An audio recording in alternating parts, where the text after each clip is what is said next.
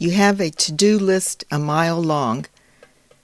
Well, at least let me start off my day with a word of prayer or meditation. Dear Lord, oh, I left the laundry in the washing machine. The clothes may be mildewy. Oh, where was I, Lord? I thank you for a new morning. Open my eye and glance at the phone and notice that there was an earthquake where there shouldn't be one. That reminds me the world is coming to an end. I pray for my children. What was that? A train in the distance? That reminds me, I need to schedule my vacation at work before it's too late. Is that the air conditioning? It reminds me, I haven't changed our air conditioning filter, or refrigerator filter for that matter. Amen. Do I have attention deficit disorder? What about my kid who is like me and seems easily distracted and cannot concentrate? Meet our next guest, Dr. Nekeshia Hammond from Tampa, Florida, a practicing psychologist, motivational speaker, executive coach, author of ADHD Explained, What Every Parent Needs to Know. Baransu Balance Podcast with Dr. Ince emphasizes the interdependence and importance of a healthy mind, body, and soul. Hello. Welcome to another episode of Baransu Balance Podcast. Today we have a wonderful guest. Dr. Nekeshia Hammond is a practicing psychologist in Tampa, Florida. She is an international speaker, media expert, featured on networks like NBC, ABC, CBS, Fox. She's a TEDx speaker, past president of the Florida Psychological Association, author of several books. Now, the book we want to talk about today is her book, ADHD Explained, What Every Parent Needs to Know. Welcome. Thank you. Thank you so much for having me today. Okay, I'm so excited. Well, Yes. we are going to dive right into our list of questions because our listeners are very inquiring minds want to know. Yes, for So sure. I have a granddaughter who she can run, dance, jump circles around me, and I just love her to death. Mm. To me, this is normal. My first question comes from a pediatrician friend, Marcia, who sees a lot of young patients with concerned parents at a very young age. And she wants to know, and we want to know, what are some of the early signs of ADHD? How can you tell the difference between the normal terrible twos or normal hyperactivity in young children? Or even tell the difference between children who may not have been, brought up so-called correctly, and maybe may not have learned boundaries from their parents or caregivers. Yeah, that's a great question to start. And really, when it comes to ADHD, a couple things. One is that it is it's a condition that has chronic symptoms, meaning a lot of times things happen to children even at very early ages, and they may act out. They may be hyperactive. They may be not able to pay attention for a short amount of time. It might be a month or it might be 2 months. So by definition, those children would not be diagnosed with ADHD because the symptoms have to occur for at least 6 months. So this is something that is a long-standing issue. It is not something happened, a move in the family, and all of a sudden that child is hyperactive or having problems with attention. This is something usually for, let's say, our preschoolers, like you said, our early kids, that the teachers are saying over and over and over, this child is struggling to pay attention. Sometimes it's struggling to learn concepts, not because they can't, but because they're really struggling to sit down and sustain their attention and concentration.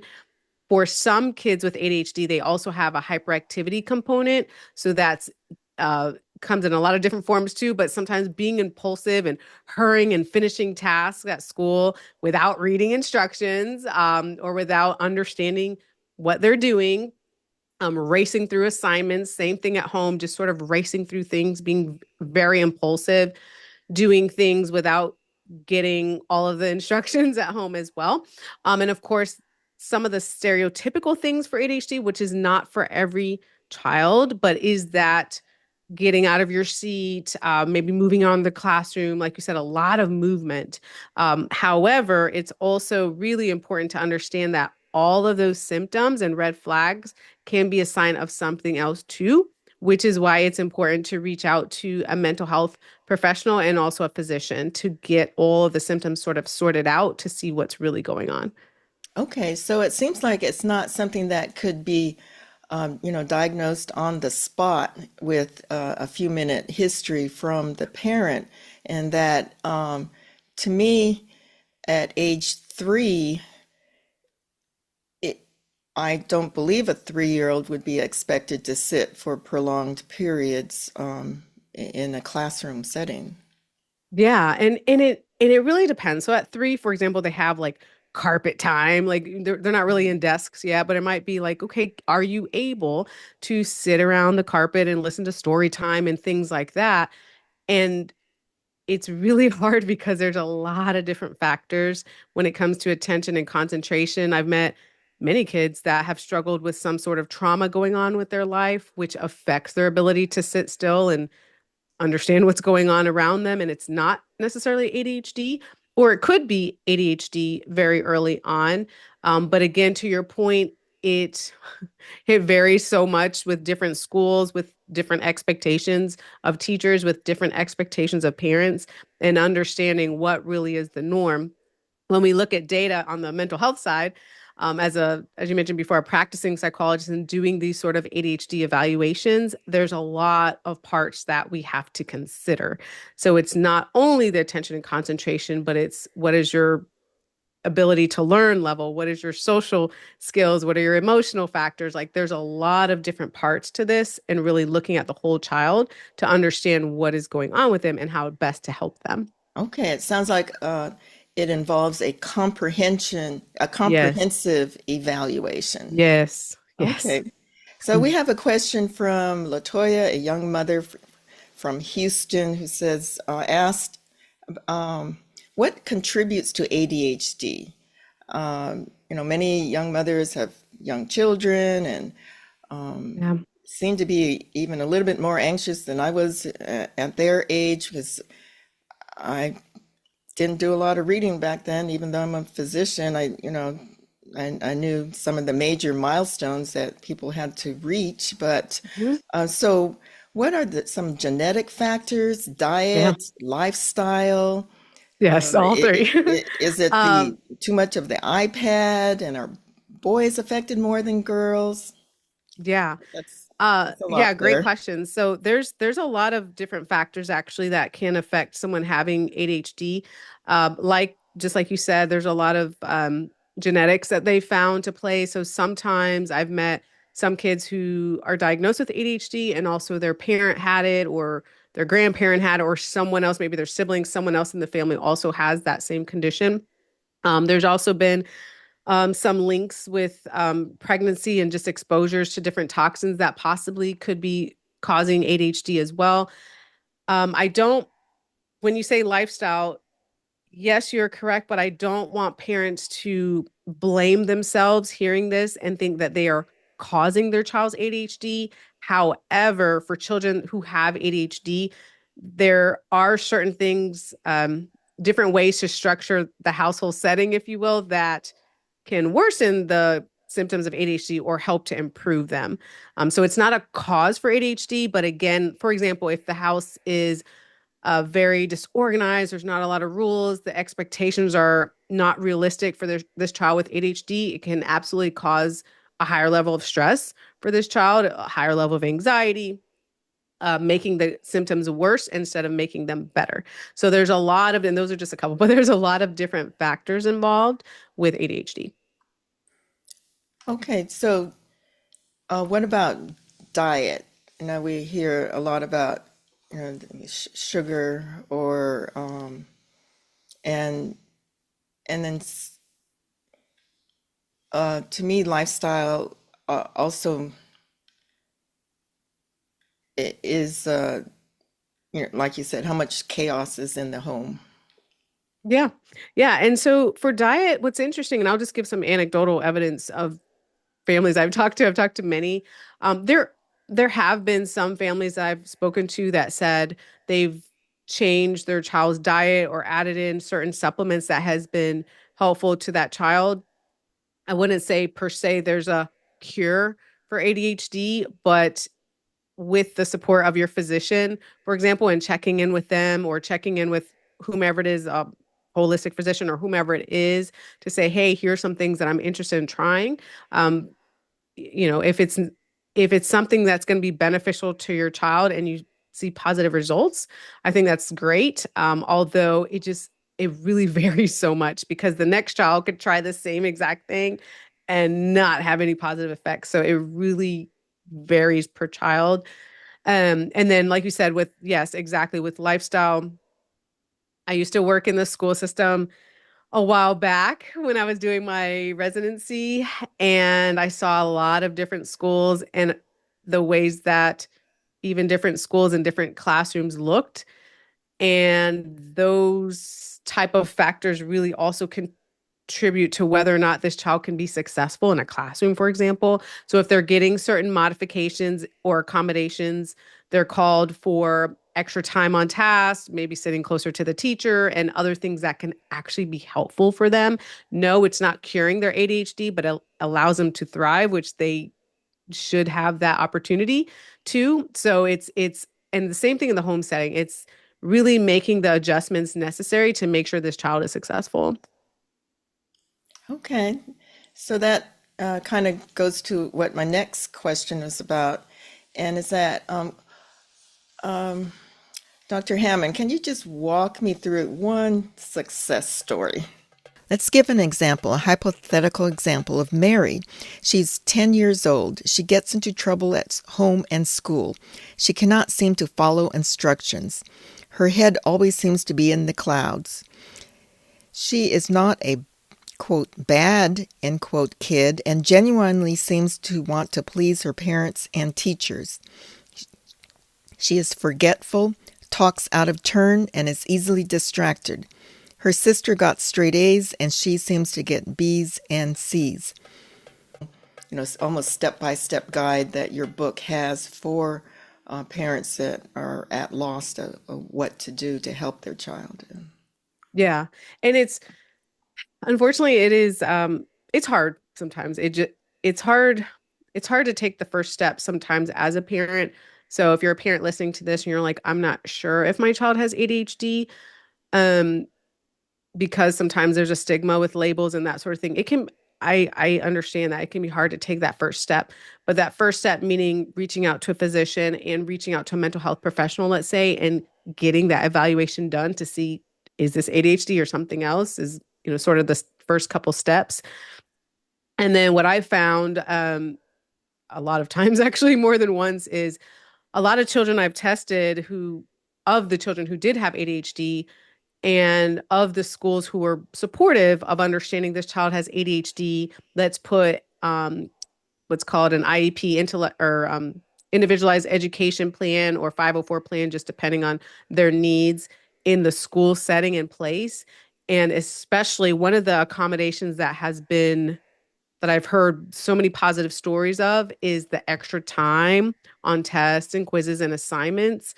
That has been a game changer for a lot of kids I've worked with who had ADHD, because what happened was they were looking like they were C and D students, but when they had this accommodation in place, they actually became A and B students because they actually had extra time to complete what they were doing. They knew how to do it, but they were just getting so distracted in the tests and the quizzes and, getting distracted by things happening in the classroom. They weren't even finishing the tests some of the time. So they were running out of time.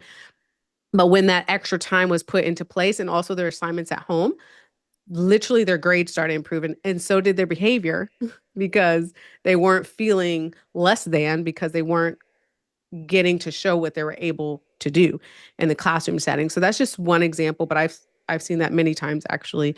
And that's one benefit of truly understanding, yes, this child has ADHD, and okay, as a school, let's put things into place to make sure that they're thriving. Okay, so if you had a client, let's say her name was Mary, and she was 8 years old, and uh, her reading level was below grade level, and so has an official diagnosis. And Mhm. so the parents, you're saying, should go to the school and work out a plan with who? The So, the so in teacher, many, the yeah, in many schools, well, it depends on the school, but let's say you got an outside evaluation, then you would take that evaluation into the school. Usually there's a team, like a special education type of team, academic team, whatever, whomever it is at that school. It could be the teacher and someone in the guidance counselor office, let's say, and then maybe one other person. It just depends on uh, who the team is comprised of, depending on the school. But that particular team, you meet together and say, hey, I've had this evaluation done. Basically, what are the next steps and what can we do? And they can, in most cases, set up some type of document that puts those type of accommodations into place. okay. Just And how often should you go revisit the document or the plan? Yeah, a lot of schools will do like every year, they'll revisit it. I mean, and sometimes there's changes, sometimes there's not. What happens a lot of times is when kids move into, let's say, from elementary to middle, obviously there's different demands in school. School looks very different, or from middle to high school. There could be major changes that need to be adjusted, but sometimes not. If they're going from second to third grade, maybe it's the same things. But yeah, definitely there's usually an annual meeting or a meeting every couple of years to work on any updates that needs to be made. Can I go a little bit off script, and can we Of skip course. to the college level or work Hmm. level as an Yeah, adult with ADHD? yeah, Do you find that these accommodations are helpful? for sure. For sure. So of my young adults who I've tested when they're especially the seniors of high school going into college, which of course is very different because it's a lot less structured than high school. There are paperwork, if you will, that colleges put into place where, let's say, this child has, again, ADHD, or this young adult has ADHD. They take a form into each professor and say, hey, I've completed this evaluation. Here are some accommodations that I've been approved for from the college. And that could, again, it can include extra time on task. It could be taking tests in a private room and with less distractions. It could be the use of some colleges do like you get notes from the professor if you're just really having a hard time with that, hearing the information and jotting it down yourself. Like there's a lot of different accommodations at the college level. But yeah, definitely same thing, training young adults too to advocate for yourself. And it's okay if you take a slightly different route than the typical student, let's say. That's okay to do. Okay. Well, thank you. No problem. Okay. So I have Theta from Connecticut, and she's not saying she did this as a parent. It's just a question. Yeah. If your child is given Ritalin, can you give them caffeine instead? And I want to also add, as an adult, can you self-medicate yourself with caffeine instead of Ritalin? Yeah. So I have heard, again, anecdotal evidence here, but I've heard from parents that some of the pediatricians were suggesting to give, yeah, caffeine, like say coffee or whatnot to kids. Here's the thing with caffeine. For the typical person, the quote unquote typical, whatever that means, person who is not diagnosed with ADHD, we know in most cases, not all, caffeine gives you more energy and it helps you to concentrate, right? Whether or not you want to give your 3 or 4 year old coffee, I mean, I think that's a, which I have heard parents before tell me that a pediatrician said to do that. I am not here. I think that's a parent decision. Would I give my 3 year old coffee? Absolutely not. But again, that is something to discuss with your physician. But I will say for the quote unquote typical person, that yes, with caffeine, you typically have, which is interesting because some people with caffeine, it actually puts them to sleep just because we're, of course, our bodies are wired in different ways. But for most people, caffeine does, right, give you a burst of energy, um, which is why energy drinks are so popular and it helps you to concentrate better. Um, Hmm, interesting. Okay. All right. So, as we wind down, let's think, and this is a program about balance and tend to emphasize the natural options. What are some calming exercises that you recommend for yourself, for adults with ADHD and children? Yeah. So for both groups, I would say I am a huge advocate of what I call take a minute, which means each day to take a minimum, but let's start with a minute, 60 seconds for yourself. And in that time, you work on, let's say if you're an adult, you can work on deep breathing. You can work on what we call now micro meditations. You can work on, I'm a big tea drinker. So if it's having a cup of tea, or maybe if you want a cup of coffee or whatever it is, a glass of water, working on getting your mind and body to a calm place. Because a lot of times for us, there's just so much happening in the world and in our lives that we could accidentally be in this place of fight or flight, which there's a ton of research that shows is just not healthy to be in that place chronically. So it's a matter of what can you do in that 60 seconds a day? Same thing with kids. You train kids as well. The same thing. What is it that can bring this child joy, that allows them to reset, that allows them to recharge, even if they're little, even if they're preschool, early elementary school age, if they need to play with Legos or whatever it is, they need to just teach them, you know what, we're going to practice. Here's the timer, our 60 seconds of calm time. You can also teach them deep breathing too, of course. That's any age, but it is really being intentional about resetting and recharging. And this is something I do myself as well with taking a minute each day. Okay. All right. So take a minute each day. Yes. We can do that. Yes. Absolutely. Very doable. Very doable. Okay. And so back to the adults. Back to the adults. How do you know as an adult if you have ADHD? And I think this was not on your list, but what can you do to help with your organizational skills and executive functions? Yeah. Great question. So, as an adult, one of the things to remember is that it is we have so much that we have to process. It's very easy to have issues with attention or concentration because something may have happened. It may be something on the news that has affected you. It may be a loss of a loved one. It could be a divorce or separation. It could be financial issues. Like there's so many things that happen, and it is normal to have a time period where you cannot concentrate. That is a normal reaction.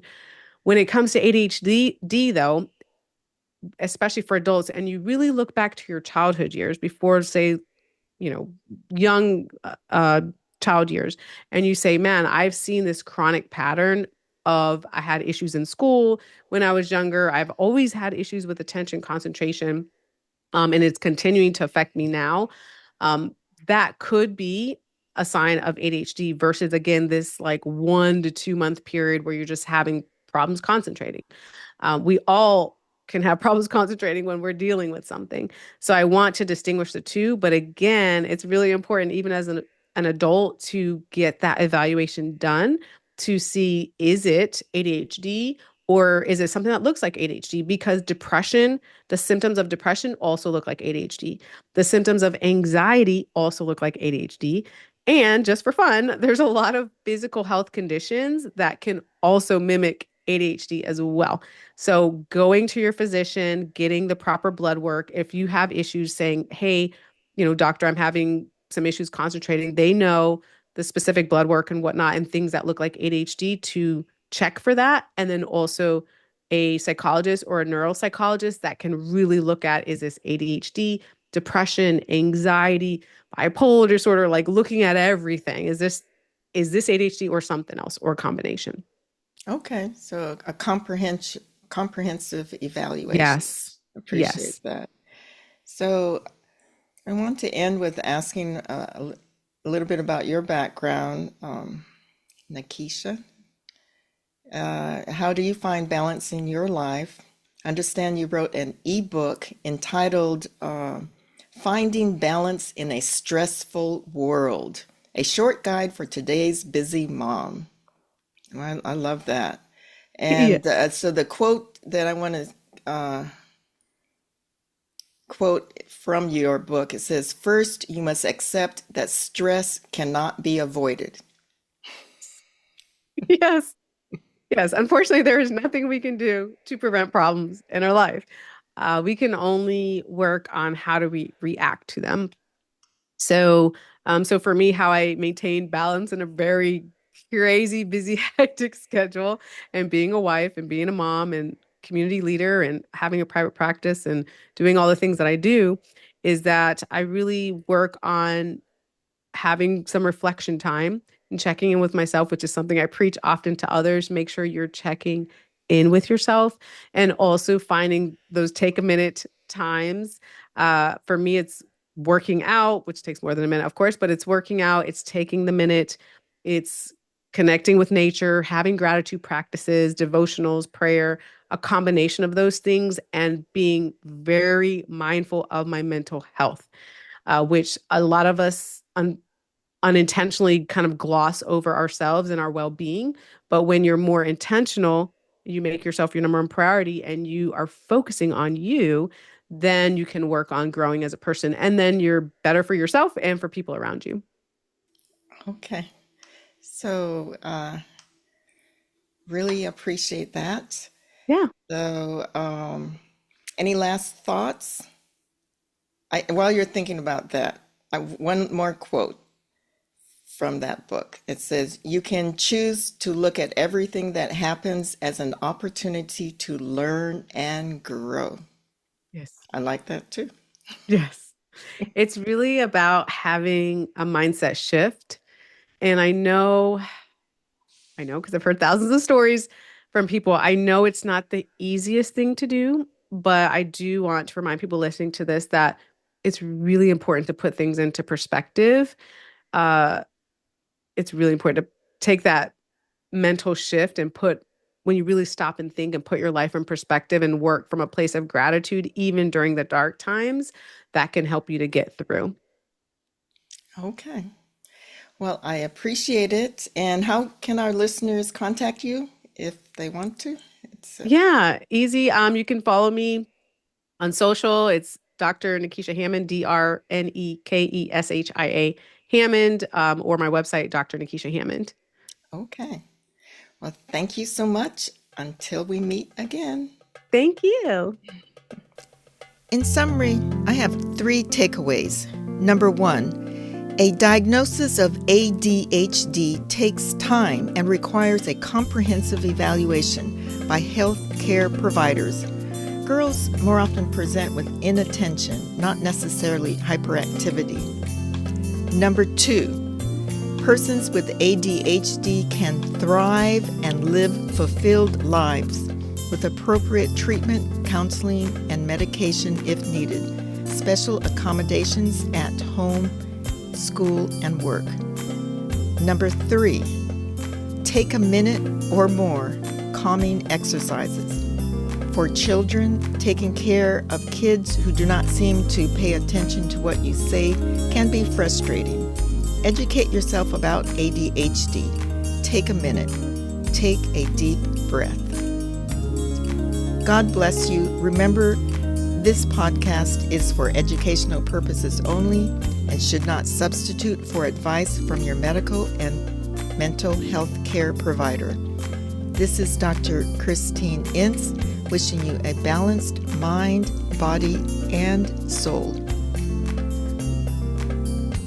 Please like, subscribe, and share. Thank you.